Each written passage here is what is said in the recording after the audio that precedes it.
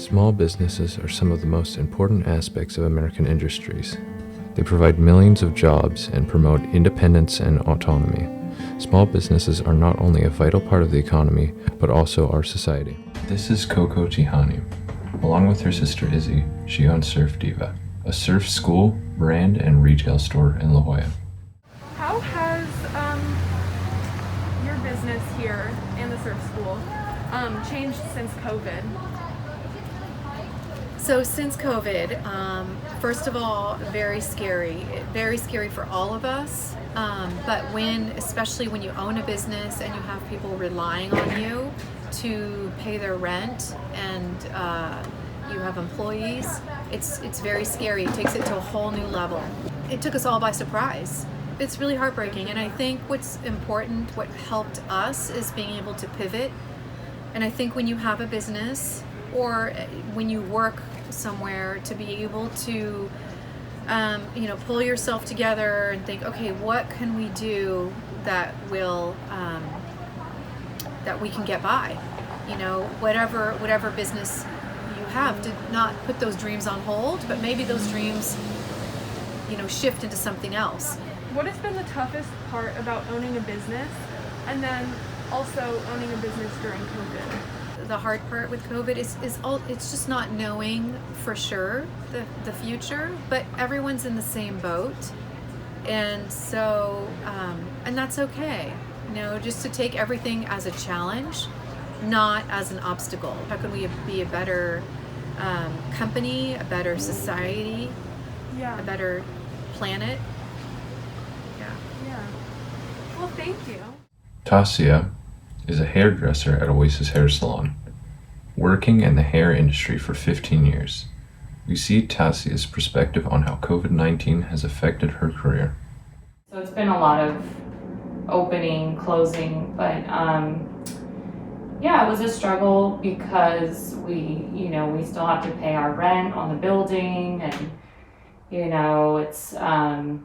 was also a struggle. There were a lot of people that wanted you to do their hair anyway at home, so it was kind of a struggle between just kind of morally what was right, but then you're not having any income to pay your bills. And so it was very back and forth emotionally. It was scary at first, and then the government I think it was the first time ever they passed it was called the CARES Act. So it helped a lot of people, like gig worker people, and just kind of help. So we were able to at least keep our salon and pay for the building and stuff. So that really helped a lot. Like, has there been like a moment where you've financially struggled? I always, because of what I do, times are slow, times are busy. It's kind of always this influx, and I always make sure I have a cushion. It didn't affect my life in a bad way like it did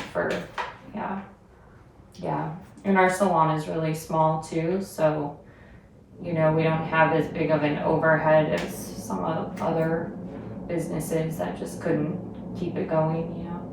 So we're really lucky in that way.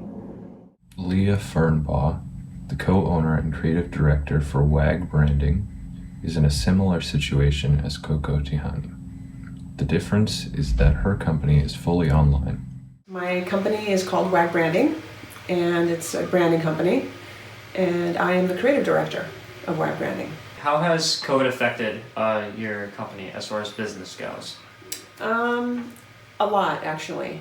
When we were quarantined back in April, everything pretty much shut down. Mm-hmm. We had a lot of proposals out, and we were in a really good rhythm, and then all of a sudden everything just shut down. And the first thing people and companies do is they put a stop on their marketing spend. So obviously for us, everything just came to a complete stop. Things obviously started to pick up a bit.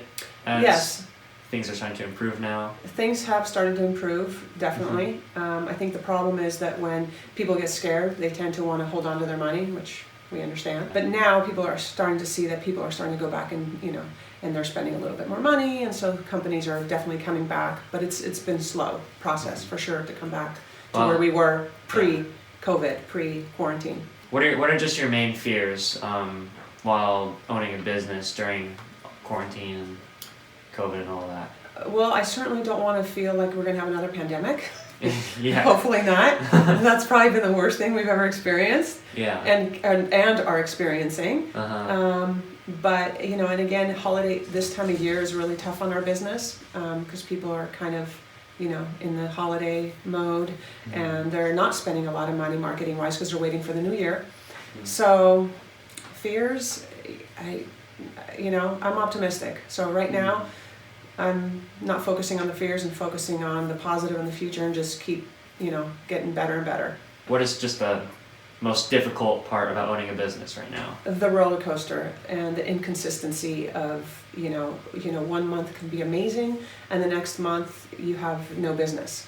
So that's really the biggest struggle being a small business owner, and definitely a service business, because it's a service what we do. So that's definitely been the toughest, and just having that consistent momentum where you need to budget and you need to plan for months that because I've been doing this for so long, I know what months are slow.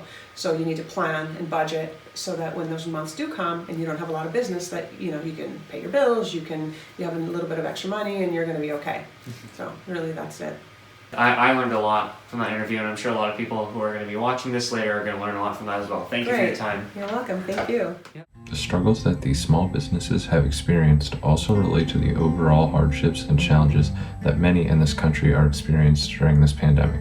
Unlike big brand companies that are all over America, our small businesses make our cities what they are: home. Small businesses have uniqueness and authenticity that can't be replaced in any way.